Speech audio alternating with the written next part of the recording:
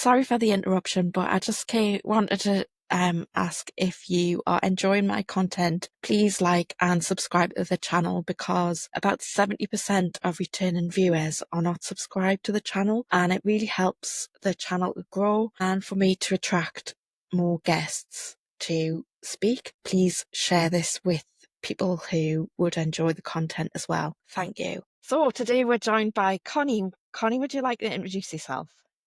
Hello, I'm Connie Shaw and I'm in my final year at the University of Leeds studying philosophy. And now I do quite a lot of commentary on women's rights and free speech.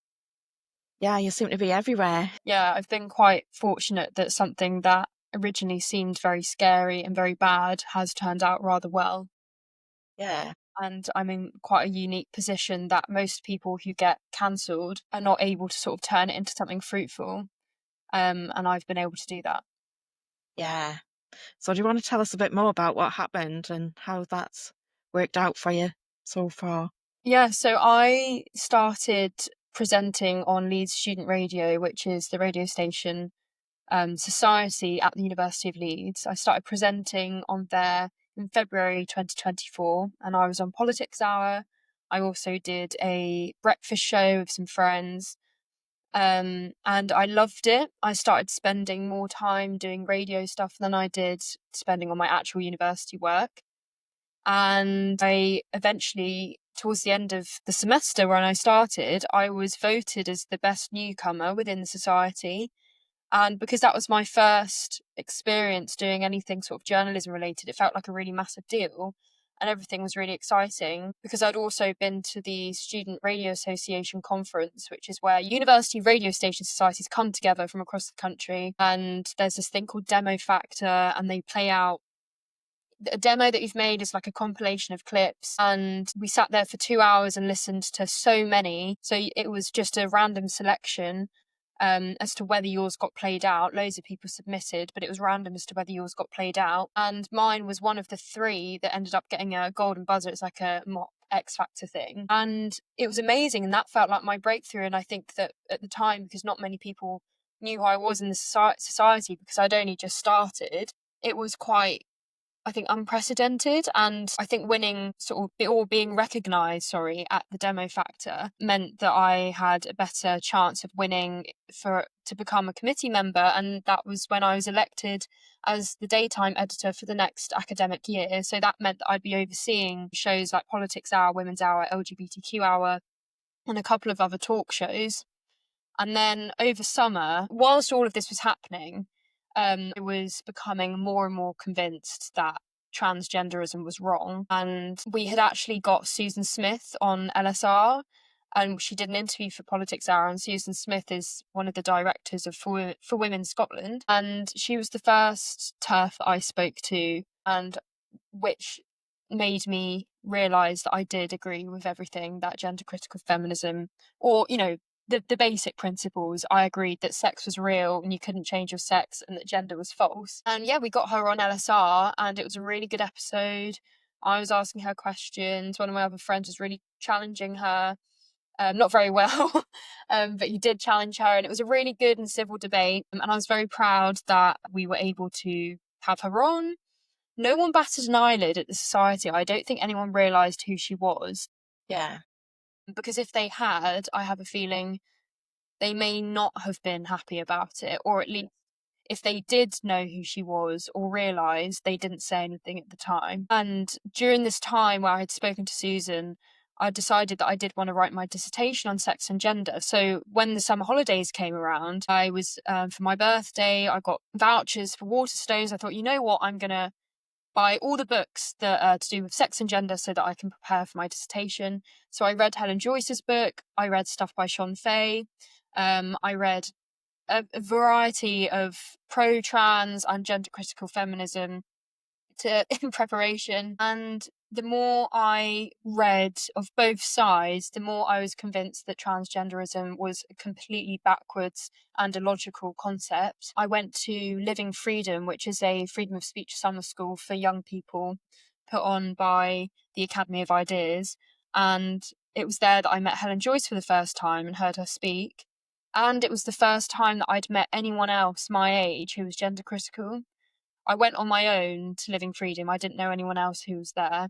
I remember I sat down for the first time next to a stranger, or I asked if I could sit down, and she asked me, so what brings you to Living Freedom?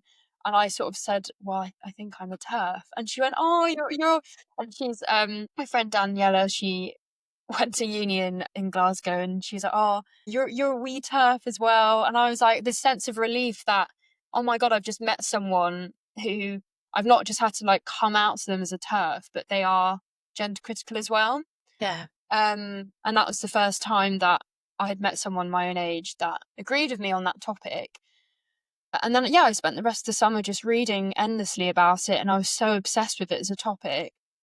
And then Tickle versus Giggle happened at the end of the summer holidays, and I was just so angry, and I thought, this is it, I can't continue seeing all of these things at university, because I had started to question transgenderism at the very end of year 13 when I was finishing my A-levels, because I'd done an interview with a trans student in my year group. The school had asked me, because I ran the Feminist Society, for a Pride Month special, if I would interview this trans student in my year group who I considered to be a friend. And it wasn't like I knew nothing about them. And it was through that conversation, which is still on Spotify, that made me think, for the first time, what is going on here? Because she was saying things like her life expectancy was now 30 years old because she was trans, and all the suicidality rates of trans people.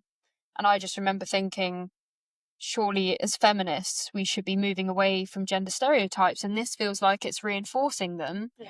And then fast forward to 2 years later, I had come to the proper conclusion that, yeah, that doubt in my mind is right. But I couldn't not think about it when I went to uni, because transgenderism was just absolutely everywhere, whether it was everyone signing their emails off with their pronouns, everyone who works at the union with their name and their pronouns on their badge, pride progress flags everywhere. When you walk into the LSR office, the first thing you see is a huge trans pride progress flag. And so, yeah, I just couldn't not think about it. So then when I joined LSR in my second year of university, I was keen to start sort of talking about this. I remember the first time I spoke about it before the interview with Susan Smith was when Rihanna Jai's mum was in the gallery in the House of Commons, and Rishi Sunak made that transphobic jibe, or trans jibe, at Keir Starmer, and he said, how dare you turn us into a political football, especially when Brianna Jai's mother is in the gallery. And I remember defending Rishi Sunak, because he would say that anyway. Why should we have to censor what we believe just because there are certain people in the gallery? It's not like Brianna Jai's mum wouldn't have heard him mock Keir Starmer for not knowing what a woman is before. That's not to say what happened to Brianna Jai wasn't absolutely horrific, but it doesn't stop. It doesn't give you an excuse to continue denying biology. Yeah. So, yeah, I just decided that I couldn't stay quiet about it anymore. Did the interview with Susan, spoke to her about it, realised that, this is wrong, decided to do my dissertation over the summer, completely peaked, and then started tweeting about it publicly, and I decided to start my own podcast. So the podcast started at the same time that I took up my role as the daytime editor, and the first episode I did for my podcast was coverage of the Reform UK conference, because I'd managed to get a press pass as Leeds Student Radio to go. And the reason I managed to get that press pass is because throughout the summer, because I was going to these free speech events, I was meeting people who were involved in the Reform Party, because at the moment, free speech is an issue that mainly the right are concerned with, because it is the right that are being in sort of the public sector and within employment. It is people on the right. And that's not saying that people who are left-wing aren't facing issues when it comes to free speech, but the majority of the cases that Free Speech Union deal with when it comes to issues in employment in the public sector are gender-critical women and people who are just generally right-wing. Yeah. There's no space for right-wing views, is there? And people will hear you say that and say, how ridiculous, look at Twitter, look at online. It's like, yes, that's online. The reason why people are letting loose on the internet is because when they do it in real life, they lose their jobs. And you can see people who are doing it on the internet are still losing their jobs. Like, it was because of what I was saying on the internet because I didn't have a space to say it at uni, I thought, right, fine, I'll make my own podcast. I'll start tweeting on my own Twitter account. And look where that got me. So to say that, left-wing people, or some left-wing people, will say, when you say that right-wing voices are silenced, they'll say how ridiculous. Look at what's on the internet. It was like, well, what are the consequences? You shouldn't be losing your job for having a point of view. But that is happening to people. Like the guy who works at Waitrose, who has now lost his job because of his Twitter account. But yeah, it was because I was going to these events and meeting people that I was able to make connections and get a press pass to the Reform UK conference. And I did my first episode just covering the interviews that I did there, and what I heard. And then the second episode I did was with Charlie Bentley Astor, who is a journalist but also a detransitioner, which is what I wanted to speak to her about. And that was the first time I had really publicised that I was gender critical, even though I hadn't said it myself. It was more clips of what Charlie was saying. And I knew that it would ruffle some feathers because Charlie was saying things that I knew people wouldn't like. Nothing that I disagreed with. Yeah. I knew that if they were said out loud by someone who was promoting a podcast within a university setting, not that it didn't have anything to do with LSR, but a university student who is on their own Instagram promoting it is going to upset people. And I had a friend who helped me edit that podcast. He didn't have anything to do with the content of it. I credited him in the caption just because I was so grateful, and will always be, because he taught me so much about how to use editing software. I just credited him in the caption, and he received a formal complaint against him in a separate society. And he was told that if he didn't distance himself from me and my work, further measures would be taken against him in that different society. So not within LSR, but a different society. And so at that point, I bought my Free Speech Union membership. Yeah. And I had known about the Free Speech Union since I went to Living Freedom. And because they had a stall and were saying, look, if you're worried about expressing your views at uni.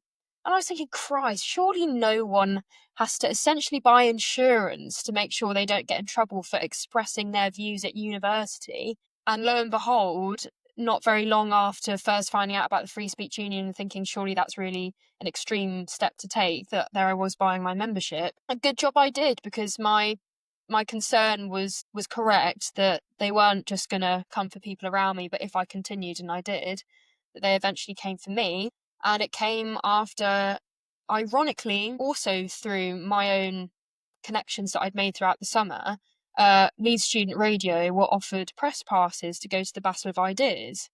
And the Battle of Ideas is a freedom of speech festival. And we went there, and we had organised interviews with some of the speakers through LSR. But I'd also managed to secure interviews with Andrew Gold and Graham Linehan.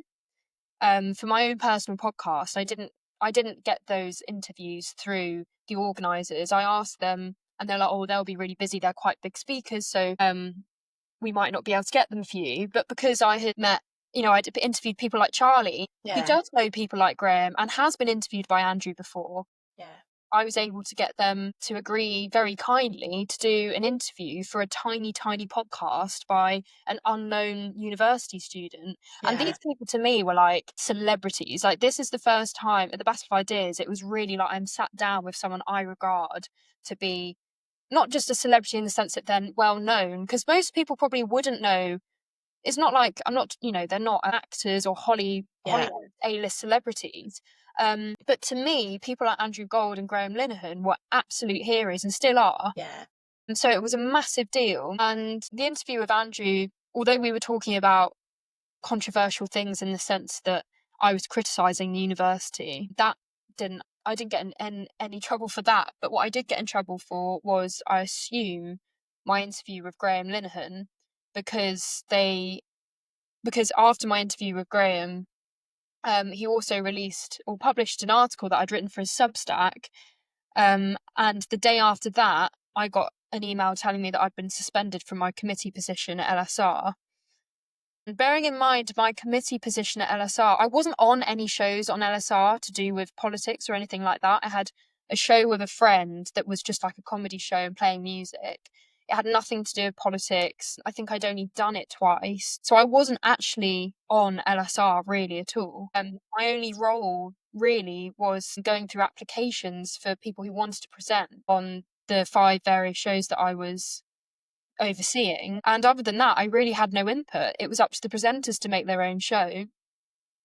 But they still thought it was necessary that I be suspended for my role so that the union could investigate me. And What was their reason? so they said that the evidence that had been presented to them was my social media, my Substack, and my media productions. By that, I assume they meant my podcast. But my Substack, I've only ever written 2 Substacks. One was about why I thought that the Billie Eilish and Charlie XCX song "Guess" is not feminist at all. So like that wouldn't have been controversial, although people might disagree with it. The other one was the one that Graham Linehan that I wrote for Graham's Substack. So it was obviously about that, even though they didn't specify in the email at the time. So I also assumed it would be, when they said my media productions, that would probably mean my interview with Graham and my interview with Charlie, because we were talking about transgenderism. And the allegations were that I had brought LSR into disrepute, and that I'd put the health and safety of other members at risk, and that I hadn't acted in a selfless way, because part of the code of conduct for committee members is to act selflessly. So that was really confusing, because I didn't understand how me doing my own podcast meant that I wasn't acting selflessly, when as far as I was concerned, I was fulfilling my committee role and I was there for all my presenters. I think that's a bit of a weird term anyway, like selflessly. What does that mean? What does it look like? Very, It's very. ambiguous, isn't it? And then so I went to an interview as part of the investigation, and it became apparent to me that basically the word selfless, in my interpretation, was that they seemed to think, or at least I have implied this, that they seemed to think that I wasn't acting selflessly because I had put my own personal views above the feelings of other members. Because one of the questions they asked me, so there was a disclaimer to the question. They said, this investigation is not about your right to hold or say these views, but how do you maintain an inclusive environment when your choice to publicly post your views makes some people feel unincluded? So I came to the conclusion that by selfless, they meant that it was selfish of me to dare to express my views when they might upset other people. And that's what made me selfish or not selfless. That's the only conclusion I could come to. The conclusion that I come to from that is that they hate women. Well, I'm sure they would dispute that. But yeah, I mean, underneath it all, it is just wanting to, it's just silence women. But I'm sure they would have done it to a male person as well. I'm sure they would have, but what they don't understand is what I'm speaking out against is sexism. And so that interview was so strange, because I just couldn't believe what I was being asked. And they, asked me, how do you support trans members that you are in charge of? Who are you in charge of? So they think, I know, well, firstly, I'm not in charge of it. I mean, they wouldn't have used those words, but as in, like, people on the shows that I'm influence over. Yeah. It was almost like they thought that because I was gender critical, that meant that I couldn't possibly extend my professional support to students who identified as trans. And it's like I had to explain to them, or it had to be explained to them, that just because I might disagree with someone or not believe in a certain idea does not mean that I'm not willing to help them with anything that is within my remit of my elected position. Absolutely. And as though, because I'm an atheist, I therefore also wouldn't be able to support a Christian or a Muslim when it came to student radio. I think, to be honest, they were most concerned about the fact that because one of the shows that was in the department that I was in charge of was LGBTQ Hour, that somehow I wasn't the right person to be doing that because of my views. And I had to explain, as I did already in the article that I wrote for Graham's Substack, that I had purposely made sure to select people who described themselves as queer, people who described themselves as being trans, who identified as non-binary, for example, who said that they were concerned about trans rights. Because one of the questions I put in the application form was, what do you think is the biggest obstacle right now for LGBTQ people? I made sure I picked those people because it is the LGBTQ hour. I didn't choose that name. And I also think there are a lot of students who do have those views. So a student radio station should be reflective of university students' views. So of course, I'm going to make sure that I'm picking people who have those views, regardless if they disagree with me. There wasn't a single gender critical person on LGBTQ hour because no one who was applied. Yeah. And that's completely expected. I would not expect anyone who's gender critical to apply to that show, because if you're at a university, firstly, there are hardly any openly gender critical people. They're hardly going to be applying to a show that they know will not be an environment that will welcome those views. Yeah. I mean, clearly it doesn't, because look, what, but yeah, it's just crazy that I had to explain to them that it is possible for me to work with people that I disagree with. And for some reason, apparently, they can't compute that. I mean, and that's just typical of university life now, that students can't bear to have relations, professional or otherwise, with people that they disagree with on quite a fundamental topic. But yeah, the outcome was that I was removed permanently from my committee position. And they told me that what I had been found guilty of was bringing LSR into disrepute. They didn't tell me how I'd done that. Not at any point had they told me exactly how. And so the Free Speech Union helped me appeal, and the outcome of the appeal was not, they didn't overturn the decision. And they explained that the reason I had been removed from my position, they said the evidence that I had brought LSR into disrepute was the fact that in my article that I'd written for Graham, I'd explained that in the LSR office, the poster with my face on and my name on the committee display wall had my pronouns next to my name. And I just said how I wasn't asked if I wanted my pronouns next to my name, nor was I asked what my pronouns were. And I said it's the equivalent of putting a religious symbol next to my name when I'm not religious. And they said that me saying that in an article was me publicly criticising LSR, which is crazy to think that, so it is actually an offence in itself to publicly criticise a society. That's quite concerning, considering it's meant to be a student-led society, and surely I didn't realise societies were immune from public criticism. I didn't realise that was an offence that I could commit. But they also said that there was evidence of reputational damage to LSR because the LGBT society had said to LSR that they didn't want to work with them because of me. If that's the case, though, that's obviously about my views. Yeah. So to say the investigation and the reason for removing me isn't to do with my views, when the evidence for me bringing LSR into disrepute, which was the reason they said that I was removed, is because the LGBT society didn't want to work with LSR because of me, that's obviously because of my views. Yeah.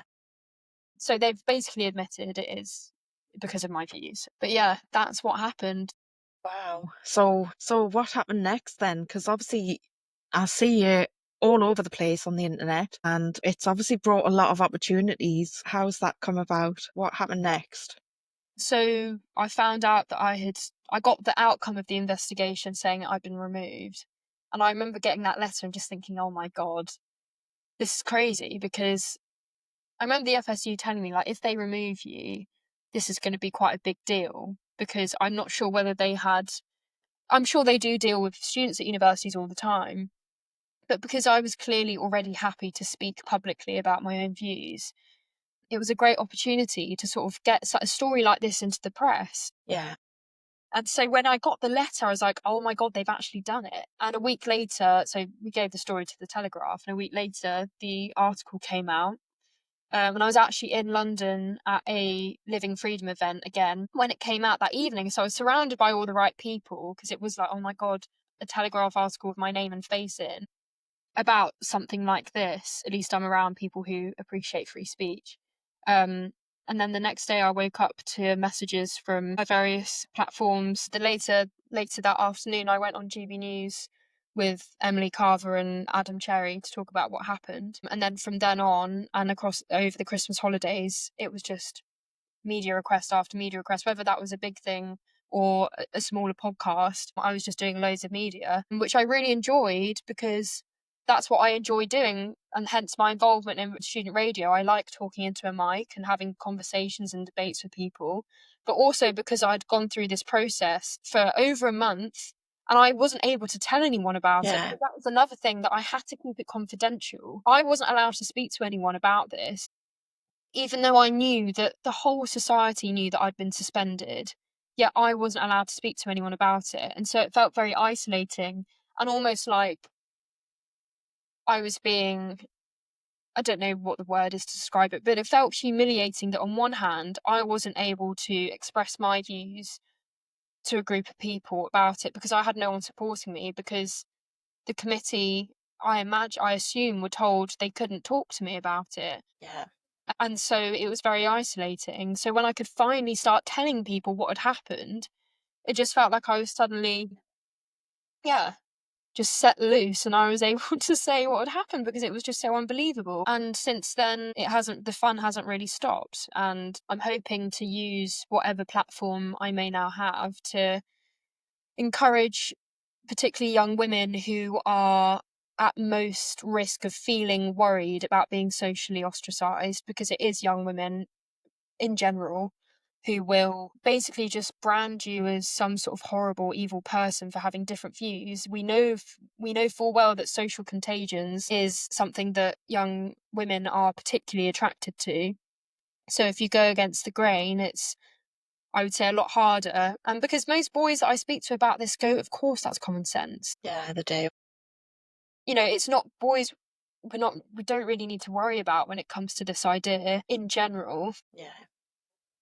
But yeah, so I'm just hoping that me speaking out about it, and I already know that it has had that effect. So I've had lots of students up and down the country get in contact with me, telling me that they've had similar experiences, and I've now been able to sort of connect people together, because these girls have never had any other friends that think the same way as them, a bit like me, and it was really lonely. But at the same time, I was lucky because I was already a member of the Women's Rights Network. I'd already sort of spent a lot of time around people who were gender critical and believed in free speech. So I didn't feel that scared, because I knew that I did have support, even if it wasn't from people at uni. But lots of people at universities don't know about the Women's Rights Network. They don't know about the Free Speech Union or things like the Battle of Ideas and the Academy of Ideas. They don't know that these groups exist. And Yeah. so by being able to show other young people and students that they do, try and give other people confidence to not because of course, I guess most gender critical feminists do want to convince people, and I do want to convince people that this is a harmful ideology, because at the end of the day, children are being harmed. But if anything, regardless of whether I disagree with someone or not, just to encourage people to say what they really think. Yeah. And we're at a place now at universities where people self-censor their views, and that is not what should be happening at universities. But we're in a position now where it seems that people have less freedom of speech when they step onto a university campus than when they weren't on the campus, Yeah. which is ridiculous. If there's one place where freedom of speech should be, it's at universities, and my Definitely. experience has shown that that really isn't the case. That's how you test your ideas, isn't it? And see it from different perspectives, and like listen to how that might affect someone else that you haven't thought of before. And it does it, like it either reinforces what you thought or it helps you to change your mind. And that is what should be happening at university. Yeah. But it's really good to hear that there's young people, meeting and getting together and forming organisations and groups and stuff, because there is a stereotype, isn't there, that it's older women who are leading this. Yeah. And so that must be isolating if you don't fit into that sort of demographic. Yeah. I guess I had never really thought about it like that. When I first joined the Women's Rights Network, it didn't cross my mind for 1 second that, oh, this is a bit weird. Why is it all older women? Yeah. For me, because at school, I had studied the second wave of feminism in history, and I felt like I was in such awe of the women who did that. To me, these women were amazing. Like, I just thought, how cool, because normally it is young people who lead sort of social movements, and I just thought, you know, it was the case that most women in the Women's Rights Network were middle-aged, or weren't necessarily my age, or who were all older than me. But to me, that was, I always admired the second wave feminists, and so it had never occurred to me that it wasn't a cool thing, because clearly Yeah, these women were second wave feminists, or, you know, in general. yeah. That's from like my experience is I've always sort of admired older women and men actually. I've always usually I've worked a lot with older people, and because they've lived such a rich life, it's hard to shock someone who's older because they've seen it all before and they know how to deal with stuff, and they know, you know, like if you really fall out with someone when you're younger, you don't always know how to manage that conflict, but and it feels like the end of the world, but like talk to an older person about it. They've been through it and they know, and it's like, oh well, it'll all come out in the wash kind of thing. It's just really hard to shock someone who's been through life Yeah, and they've got a lot of wisdom to share. yeah, exactly. Yeah. So, but there is this prejudice, and you see it online all the time, where women like me are called names and told that we're not relevant anymore. The thing is that I don't believe they actually think that about. I mean, it's so classic though. It was the same with Brexit. People would say, "Oh, well, all the people voting Brexit are all old and they're going to die soon. So why should their opinions matter when we're talking about the future of this country?"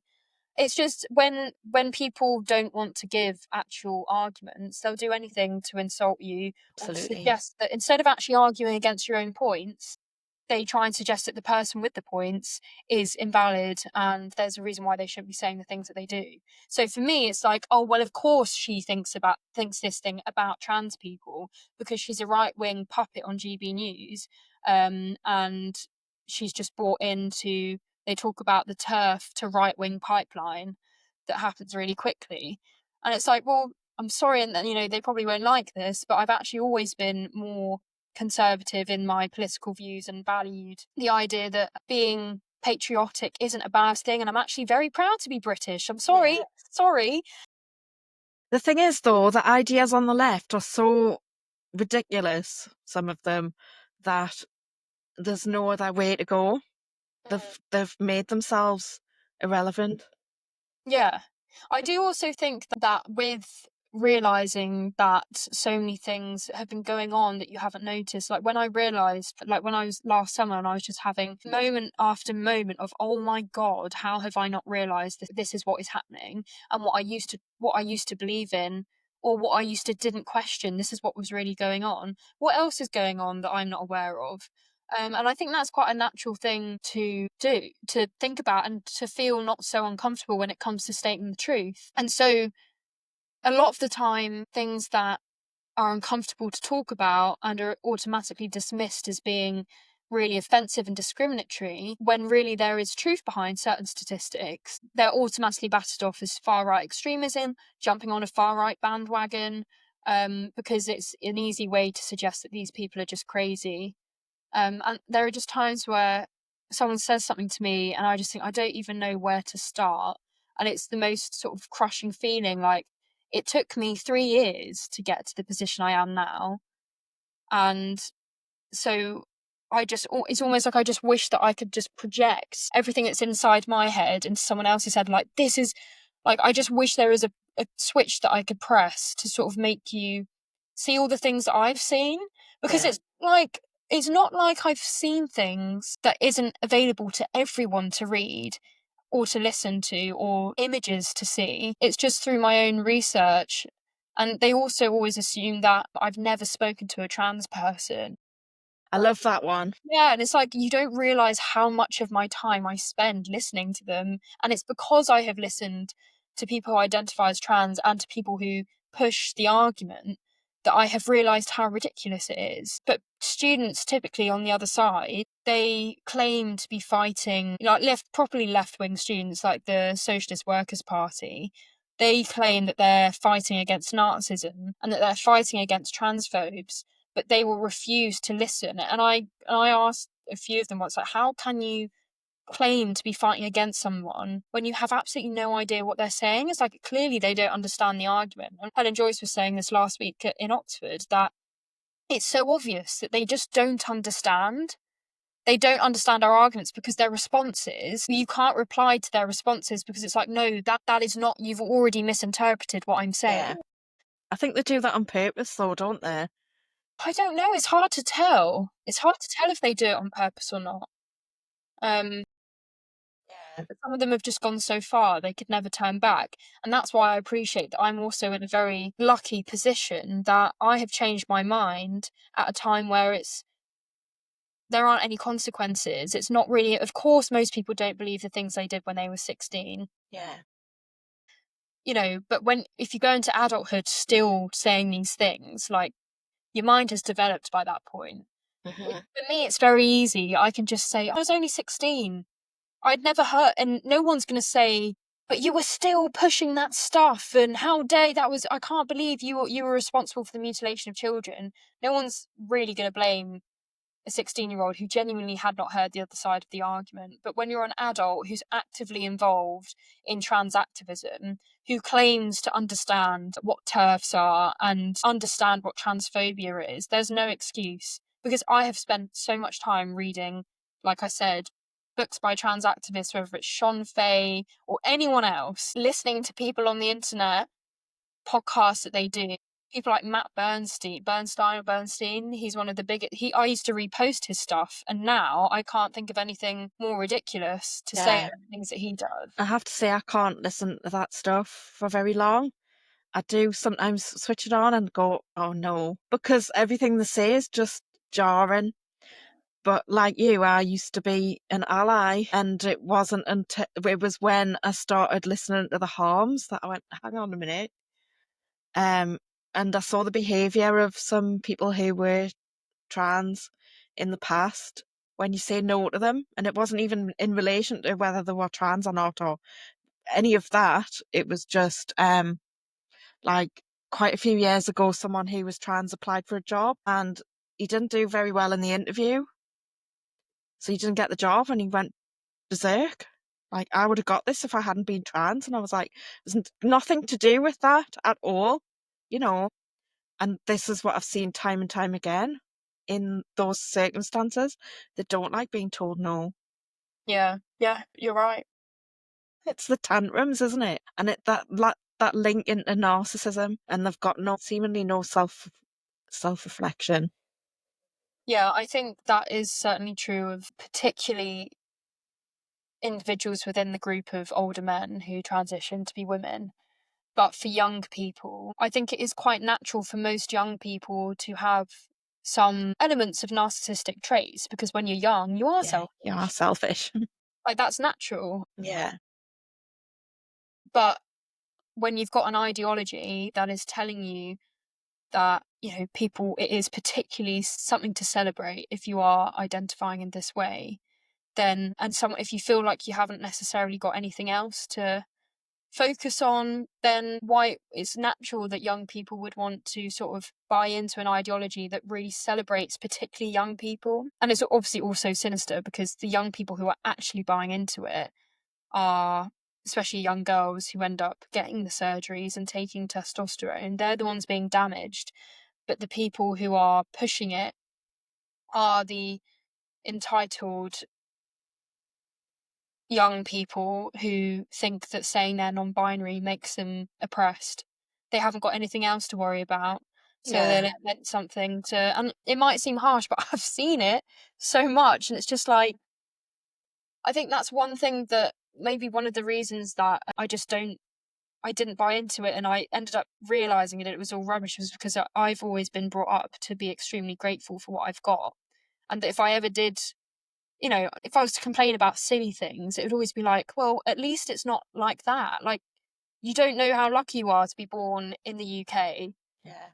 And I'm not saying we should settle for things that are seriously going wrong, but how could you be something is just seriously missing for these people who decide to make it their whole lives about being a certain identity. But then at the same time, I'm sure that would be thrown straight back at me and say, and you're the one who's obsessed with trans people. It's like, I've actually always been obsessed with women's rights. Yeah.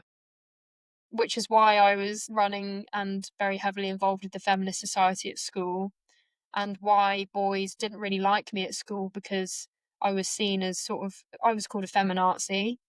This was before all the TERF stuff. It's nothing new. Yeah. I've always been like that, or regarded like that, but it's never bothered me. So it's just a new type of being disliked for saying something that makes people question their worldview, or makes Yeah. people have to explain themselves.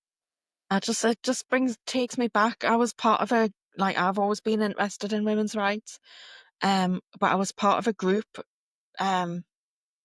about 8 years ago, 10 years ago. And I just kind of felt like there wasn't anything that they were really focusing on. And there was a woman there who told me why it was so acceptable for trans women to come in women's spaces and how they weren't harmful.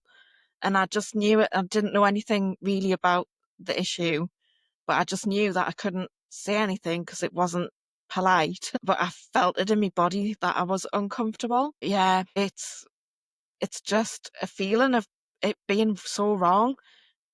And it's quite interesting that other people just can't see it.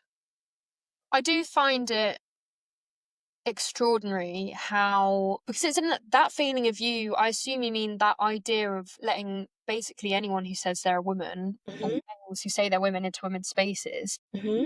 That feeling of being like, well, of course I don't want to be in a vulnerable position, or vulnerable space, where I'm being vulnerable Yeah. with males. So I find it extraordinary how some women seem to, either one, they're very lucky and they do not have the evolutionary sort of reaction to men that many women do have. We are sort of evolved to be more aware of danger because we are more susceptible to being raped. We are the sexually vulnerable sex. I'm not saying that men don't get raped, but on the whole, women are less able to fend off an attacker if they're male. And so either those women are just immune to that feeling, and good for them. I don't think that's true. You don't think it's true? No, I don't I think. don't think it. I think they're suppressing it. I agree. So either that's the case, and I would say that that is not true, because they still go on about cis men being the threat. So they Hmm. can understand that cis men are the threat. So what is extraordinary is the fact that they are able to overcome that feeling by really sort of denying the reality that trans women are by definition male. And they do it. Like that one of the women that I interviewed in Nottingham, when I said that, but trans women are male by definition, and she said, no, trans women are women. And it's like, you can say it as many times as you want, but it's like, how can someone's mind be convinced by saying something so many times that clearly isn't It's true? how the mind works, though, isn't it? It's repetition. Perhaps, but maybe that's how I've tricked myself, though, into certain things. What sort of things do you mean? They might say, well, you do the same thing by saying trans women are men. They don't understand that. They just can't see how. One question I wish that I'd asked them was, do you think that biological sex is real? Do you think it's something that exists in the world, whether we care about it or not? Or do you think that we've made it up? And if they say biological sex is made up, then fine. Like, their argument is a lot stronger if they say that biological sex isn't real, and that there is no such thing as objective reality. You know what? Fine. But whatever you think about reality is still Yeah. not. I still don't understand why some women think that their consent to sharing certain spaces with men means that every woman must consent. Yeah.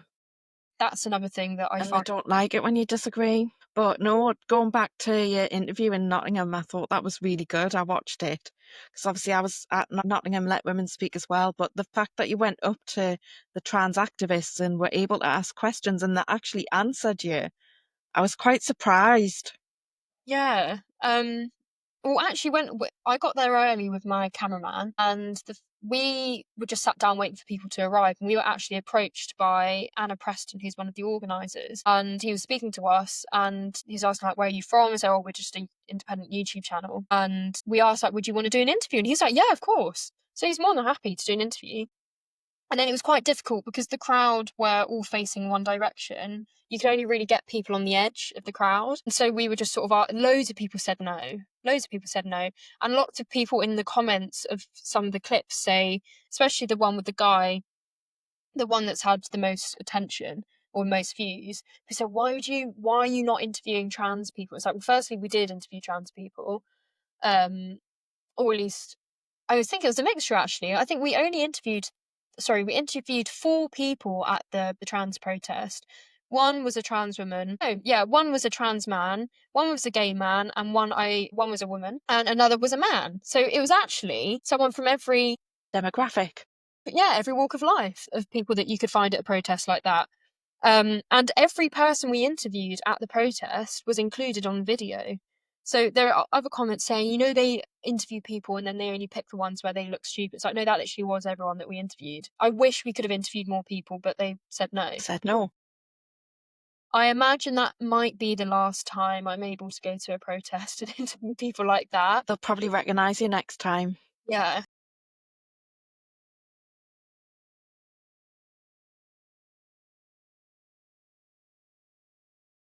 Mm-hmm.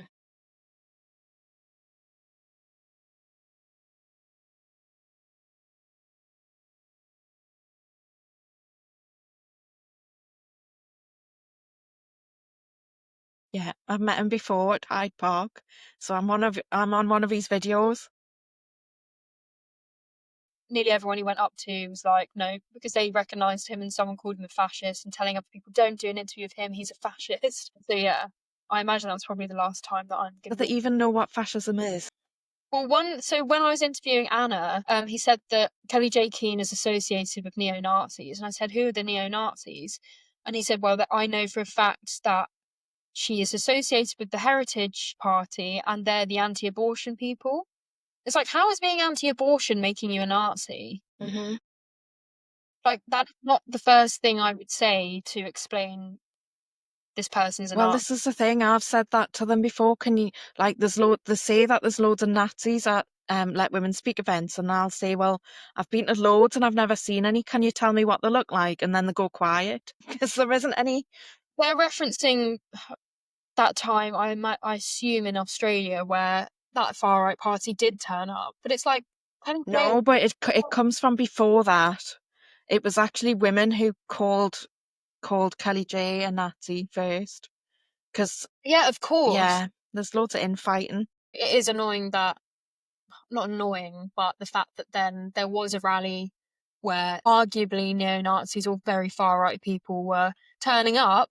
But that But doesn't... that wasn't to support women. No, exactly. That doesn't mean that Kelly J. Keane therefore agrees with them. It's like there's this YouTube channel that made a video, and in that video, so it's a channel that's based around atheism, and they were calling Andrew Gold a bigoted, not a Nazi, but a bigoted transphobe because of his gender critical views. And they were saying, because Andrew is also an atheist, they were saying, why is it that there are some atheists that are being transphobic? And they said, Andrew, you need to be careful because these are the sorts of people you're agreeing with, like far right people. But this is an atheist YouTube channel. It's like, you do know the biggest atheist in the world is also gender critical. Hilarious that an atheist YouTube channel is their logic is that Andrew Gold must be transphobic or a bad person because his gender critical views he shares with people who really are bad people.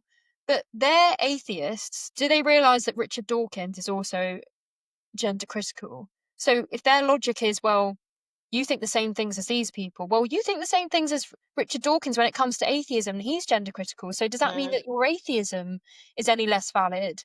Like, it's such a weird... It doesn't make sense, does it? If you carry on, if you keep going down and looking at, well, because people are not, they don't have one, like, they don't fit into a mold. Like, you think this, so you think that. Whereas the left are like that at the moment. They are, but I'm not saying that gender critical feminists aren't also guilty of this. And Kathleen Stock's spoken about before how sometimes people within gender critical feminism will view trans rights activists and think you are absolutely crazy when it comes to this topic. There's no way, I don't agree with anything you say about women and women's rights, and therefore anything you think about Israel Palestine, you must also be wrong. And therefore I will have a different view to that as well, because everything you think must therefore be wrong. And that's not how we should be going about views. And I feel like both sides are guilty of it. They assume that if you're gender critical, everything else you believe must also be bigoted. And some gender critical feminists, including myself at times, I sort of think, well, this is what most people who agree with trans rights are saying this about this topic. Like, that is sort of the view that comes under that sort of movement as well. So therefore, is that something that I agree with as well? But that's not the way that No.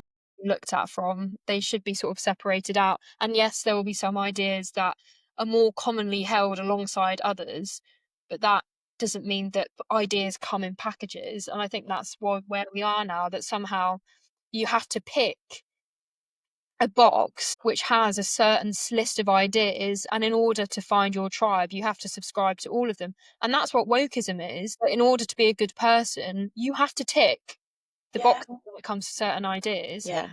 And it's preventing people from talking openly.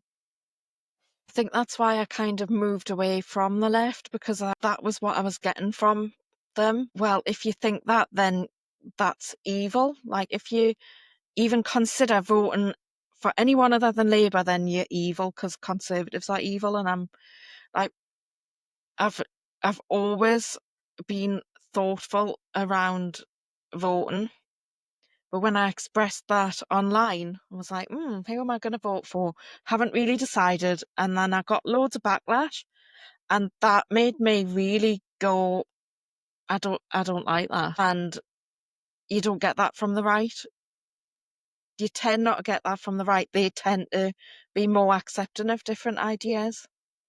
Yeah, I agree. Although I do think there is woke on the right as well. Right. Right, who are just as keen to cancel people saying something that doesn't fit in with their sort of list of ideas. But I agree that in general, and I've had this conversation with friends before, I feel a lot more able to express my views around people who are typically more right wing. And perhaps that is because I am naturally what would be considered as more right wing as well. But I don't think it is that. I don't think it's. I've seen how people interact with each other. And I'm not saying that right wing people are automatically by nature really accepting of all sorts of views. I'm just saying, and I assume this is what you're saying as well, people on the left overwhelmingly have this, yeah, you're either in or you're out, and there's no in between, and it's not up for discussion. Definitely. But, years ago, when I was a child and sort of in my 20s, conservative views were more common. You would hear conservative views to think about the family first, and to keep things the status quo and things like that. And then it's been slowly pushed out of everywhere. And now it's unacceptable to sort of express those views. So it is something that we need to just keep talking about, I think. I was at Politics in Pubs last night. Lindsay Smith, who was banned from Newcastle United, was speaking, so I went along, and it was really good. And one of the points that someone made was that it's like the legal system that's going to get us out of that. But I've been thinking about it, and actually I think it's little conversations, just keeping speaking in, like, offline and online. Just keep on having those conversations, and bit by bit, that's how we're going to win it back over. Because I mean, I assume they mean that when you say the legal system, Well, do you they? have to then challenge. So, Lindsay got banned from Newcastle United. She's got legal cases against the police and the football club. I think it was her that said, well, the more legal cases, the better, because then it kind of moves the Yeah, but we can't rely on no, the legal system. That's when it's gone wrong, hasn't it? It's yeah, the conversations to stop it getting from there. And not many people have got the money and the time and the energy to keep going through court cases. Exactly. I mean, the reason why is the Free Speech Union who's helping Lindsay go through Yeah, it is. the courts. But also there might be court cases happening that we just don't know about. So the reason why these cases have publicity is because the Free Speech Union give them to journalists. Yeah. And what annoys me, and I don't know if annoys is the right word, or what frustrates me, is that what happened to me, on the grand scheme of things, my life is not over, and I now have the opportunity to do really amazing things because of what happened. But for most people who have these things happen to them at university, it is really bad. There isn't a silver lining. They get ostracized from their friendship groups. If I didn't have the FSU and I was removed from my committee position, I just would have gone back to Leeds Student Radio and just kept my head down, and people probably wouldn't have spoken to me, or it would have just been so awkward. And there'll be lots of people who are in that situation that you just don't hear about. And have much worse experiences. I know someone who, at her university, she had to move accommodation because of death and rape threats. And this is all public information. It's all on X. And they had awful experiences with the student union. This is all public information, yet no one knows about this. I assume the press didn't pick it up. And really awful things are happening to people who did it far less than me. I think someone found out that she was a TERF. She'd not even sort of willingly expressed it. I knew that by expressing my views, that something potentially might happen like this. I never thought it actually would. I just knew there was a chance. But these are people who don't even want to start making a fuss about things like I did. They just get found out and really awful things happen to them. And they're the people that need to have the attention, rather than, I was just lucky that I had the support from the FSU, and I already had lots of connections and friends who were gender critical, and the support for the Women's Rights Network. Whereas what's really bad is what's happening to students who have no support. Absolutely. And that's what I hope to sort of continue highlighting. The more I can start speaking, once I finish uni, that will be my aim, to sort of give voices to people who did not have voices at the time when it happened to them. Yeah, so is that what you want to do next after you finish uni? I will be able to continue sort of highlighting things that are going on within universities, because some universities have done some really awful things, or haven't done the things they should be, such as protecting freedom of speech and teaching their students that it is actually, it's explicitly legal to say these things, which is another reason why I couldn't believe that they did what they did, and that I never thought I'd actually get cancelled, because they do. They'll know that my views are protected explicitly in the law, but that doesn't. Student unions don't care about that. Yeah. Yeah. Well, Connie, thank you so much for coming on my podcast and talking to us. There was loads in there. If anyone in the audience who's watching wants to get in touch with you, where should they go to find you? So the best place to get in touch with me is probably on Instagram, if you want to message me personally. If any young gender critical feminists out there, or anyone who feels like they've been ostracised at university, I'm more than happy to try and support you. I just recommend as well that every student buys an FSU membership. There's student discounts, and they're a year long. I think I paid £30 for mine, and I can assure you I've got my money's worth. Definitely. I would recommend, if you're really worried, buying something like that. If you are doing any sort of journalism at university and want to express views that you just know aren't going to go down well, but are completely valid views to have, then yeah, make sure you buy a membership. But I'm on Instagram at Connie Shaw _, on X at _ Connie Shaw, so it's the other way around. And if anyone's interested in joining the Women's Rights Network, that's female only, so for women who are interested in joining that. And then there are lots of other LGBT organisations and gender critical groups that involve men as well. Yeah. But yeah, that's Yeah. Thank you for coming on. I'll put all the links in the show notes.